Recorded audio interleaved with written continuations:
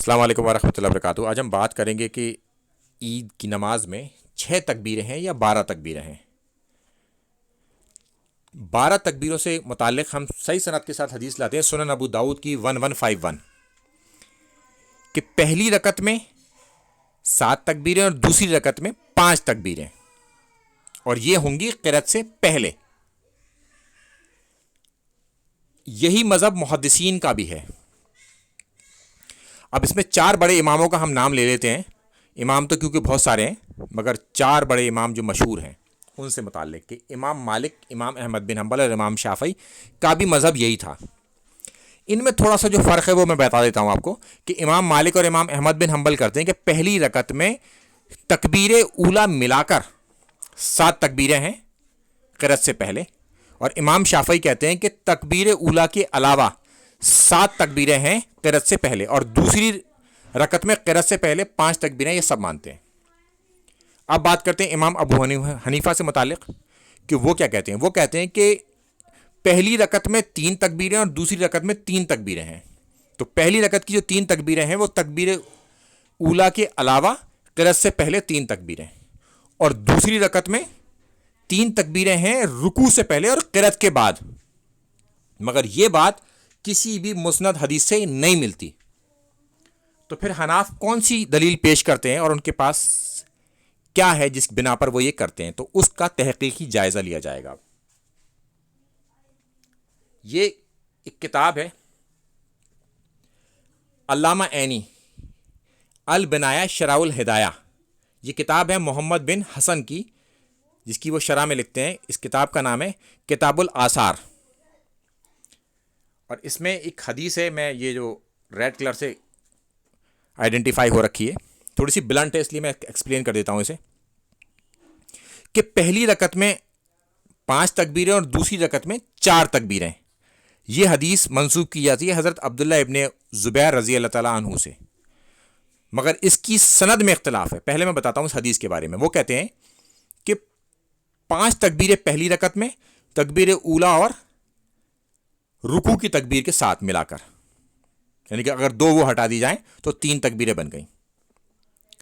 دوسری رکعت میں 4 تکبیریں ہیں، رکوع والی تکبیر ہٹا دی جائے تو پھر 3 تکبیریں بن گئیں۔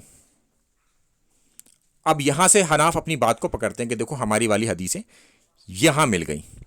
اس حدیث میں جو پرابلم ہے وہ یہ ہے کہ حماد بن سلیمان اس میں مختلط راوی ہیں اور ان سے روایت کرتے ہیں، یعنی کہ لائن آف چین توڑ دیتے ہیں۔ وہ یہ نہیں کہتے کہ حدثنا میں نے سنا، وہ کہتے ہیں ان، جس سے انہوں نے سنا نہیں اس کا نام لیتے ہیں، اور جس سے سنا اس کا نام اسکپ کر دیا انہوں نے، تو حدیث کی لائن گئی ٹوٹ۔ یہ حدیث اب حضرت عبداللہ ابن زبیر رضی اللہ تعالیٰ عنہ تک نہیں پہنچتی، اس کی سند جاتی ہے ٹوٹ۔ پھر اس میں دوبارہ آگے چلتے ہیں، اس میں پھر ابراہیم نخی وہ بھی اس کو ان سے روایت کرتے ہیں، یعنی کہ لائن آف چین پھر ٹوٹ گئی۔ اب ہم چلتے ہیں اس کے آگے مصنف ابن ابی شیبہ کی طرف، اور اس میں حدیث نمبر ہے 5697۔ اس حدیث کی طرف چلتے ہیں کہ اس میں جو بات بتائی جاتی ہے حضرت عبداللہ ابن مسعود رضی اللہ تعالیٰ عنہ سے متعلق، اس میں ایک ضعیف راوی ہے۔ اس حدیث میں بتایا گیا کہ دوسری رکعت میں قرأت کے بعد 3 تکبیریں ہیں، یعنی کہ 4 تکبیریں ہوں گی قرأت کے بعد، یعنی کہ رکوع والی ملا کے۔ تو حناف کا موقف یہاں پر کمپلیٹ ہوتا ہے کہ وہ 3 تکبیریں کہتے ہیں رکوع سے پہلے اور قرأت کے بعد۔ اس میں بھی ایک پرابلم ہے، اس میں ایک ضعیف راوی ہے جس کا نام ہے مجالد بن سعید،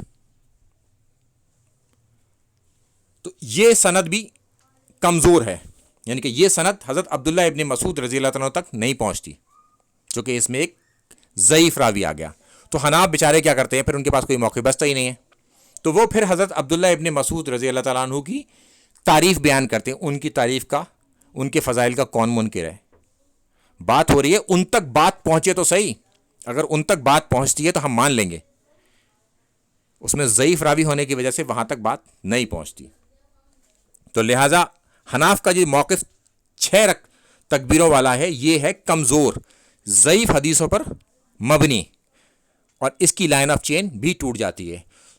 حضرت عبداللہ ابن زبیر رضی اللہ تعالیٰ عنہ اور حضرت عبداللہ ابن مسعود رضی اللہ تعالیٰ عنہ تک یہ لائن نہیں پہنچتی، تو نہ ہی ان کی 6 تکبیریں ثابت ہیں، اور نہ ہی دوسری رکعت میں قرأت کے بعد اور رکوع سے پہلے وہ ثابت ہو پاتی ہیں۔